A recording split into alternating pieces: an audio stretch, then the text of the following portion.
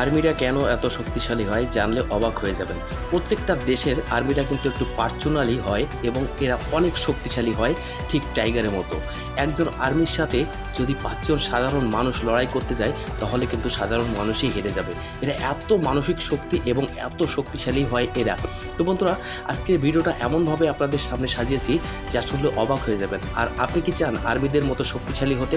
তাহলে এই ভিডিওটা আপনার জন্য। একদমই স্কিপ করবেন না, ভিডিওটা লাস্ট পর্যন্ত দেখবেন।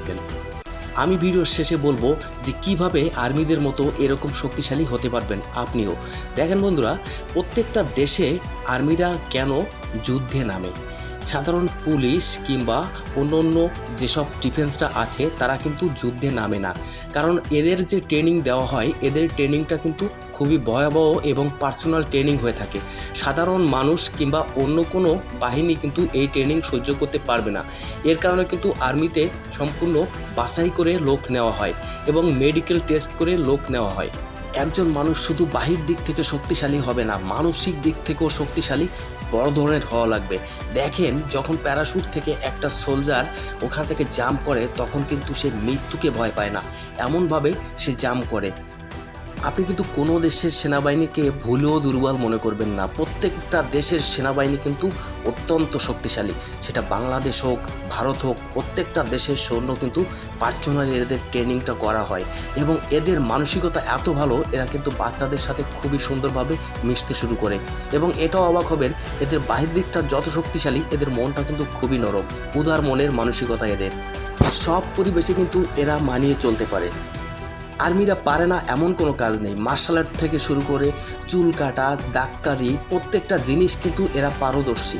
আপনি শুনলে অবাক হবেন যে আমরা বডি বিল্ডিং করি, আমরা বডি করার জন্য, কিন্তু এদের বডিটা বডি বিল্ডিংয়ের থেকে আলাদা। এদের যে শক্তি, এদের শক্তির কাছে বডি বিল্ডিং কিন্তু সম্পূর্ণ আলাদা। কোনো বডি বিল্ডার কিন্তু এদের একজনের সাথে 5 জন বডি বিল্ডারও কিন্তু পারবে না, এমন শক্তিতে এদের শক্তিটা রূপান্তরিত করা হয়। আর সবশেষ কথা, আপনি যদি এদের মতো হতে চান তাহলে আপনাকে কি করা লাগবে? বন্ধুরা, এদের মতো হতে চাইলে আপনাকে হার্ড ওয়ার্কআউট করা লাগবে, প্রত্যেক দিন আপনাকে এক্সারসাইজ করা লাগবে, এত পরিশ্রম করা লাগবে যে আপনার কল্পনার বাইরে। যদি আপনি পরিশ্রম করতে পারেন তাহলে কিন্তু আপনি এদের মতো হতে পারবেন। আপনি প্রত্যেকটা দিন আপনাকে পুশ আপ করতে হবে, 100-র অধিক পুশ আপ করতে হবে। আপনার শরীরটাকে শক্ত বানাতে হবে। আর পুশ আপ এমন একটা এক্সারসাইজ যেটা শরীর মন সমস্ত কিছু শক্ত করে দেয়।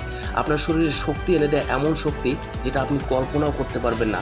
আর প্রত্যেকটা আর্মির সোলজাররা যারা আছে এরা কিন্তু প্রত্যেক দিন এমনভাবে পুশ আপ করে, এত পুশ আপ করে যেটা কল্পনার বাইরে। এরা নিজেকে কখনো ফ্যাট হতে দেয় না, পেটের চর্বি জমতে দেয় না। দেখেন, ইনি কিন্তু পেটের চর্বি কমানোর যে ব্যায়ামটা করছে, কারণ সবসময় কিন্তু নিজেকে স্লিম রাখার চেষ্টা করে। আপনি একটা জাম্প করবেন তাহলে কিন্তু এরাই ফার্স্ট হবে, কখনো একটা বডি বিল্ডার কিন্তু জাম্প করতে পারবে না।